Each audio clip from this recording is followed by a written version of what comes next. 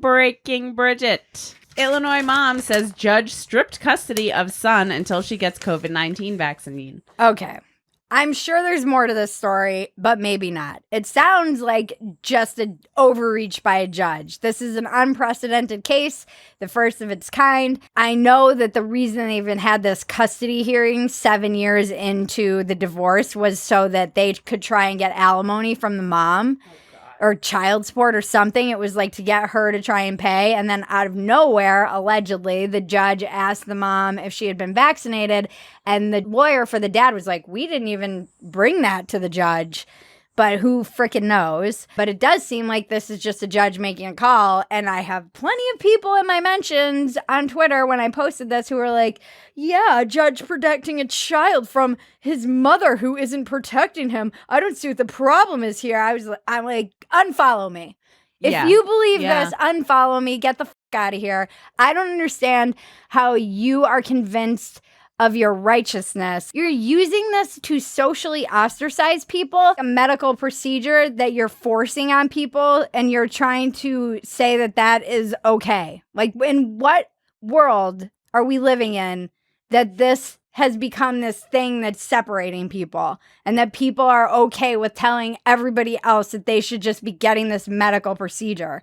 I'm for medical freedom. I don't think if you are in a country where vaccines are mandated by the state, you are living in a free country anymore. You're just not. I got the vaccine. I encourage people to get the vaccine. But I also think that you should be able to make that choice freely. This thing with the mom, regardless of whether there's more to the story, it's still like, you want to talk about a slippery slope? Yeah. I mean, this could be misused in so many ways. Yeah, it's a dangerous precedent to set.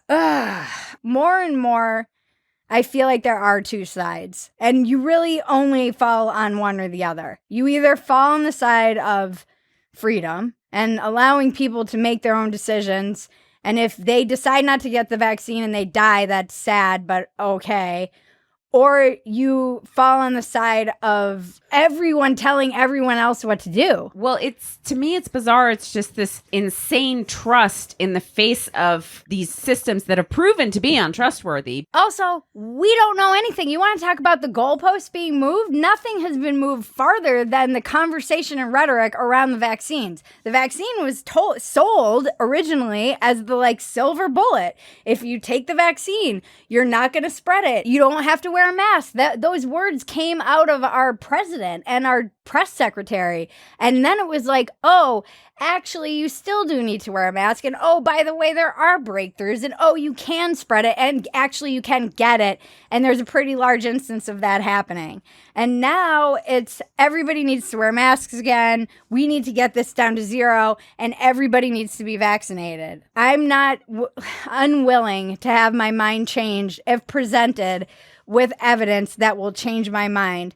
But I don't understand the need for something like a vaccine mandate or passport if you can, in fact, get and pass the virus on whether you're vaccinated or not. That does not make sense to me. Why do you need to separate these two populations if the population that's vaccinated can still pass it around and get it? Even if it's less, it's still happening. Mm-hmm. It feels like a trap. I'm like, this is a trap. This is the frog in boiling water. I will tell you, I understand more. I used to always be like, I don't understand how Nazi Germany happened. And I am not comparing the situation that we're in to Nazi Germany by any means at all. I've just never understood how the collective Germans could go along with something that was so egregious. But I have started seeing just the way that people have been convinced that they're morally superior to these other people, and the way that this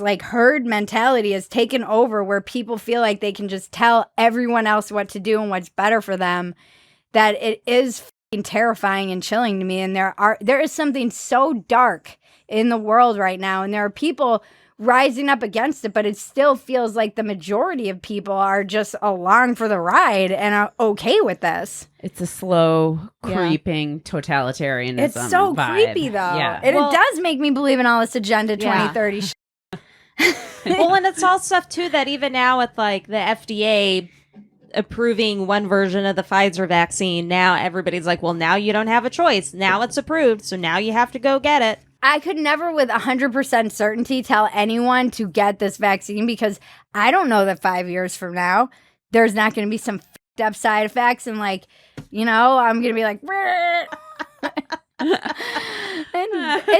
have some cancer or something like that. It's pretty bold for anyone to just assume they know anything. And I always land on the default of let people make the decisions for themselves primarily. You know, I'm not saying everything needs to be like unregulated, like libertarians. I just think you need to, for the most part, people need to be able to make the decisions for themselves about what's good for them and their body and their health and not be like forcing this down everyone's throat. It's creepy. I hate everybody except for you viewers and you too.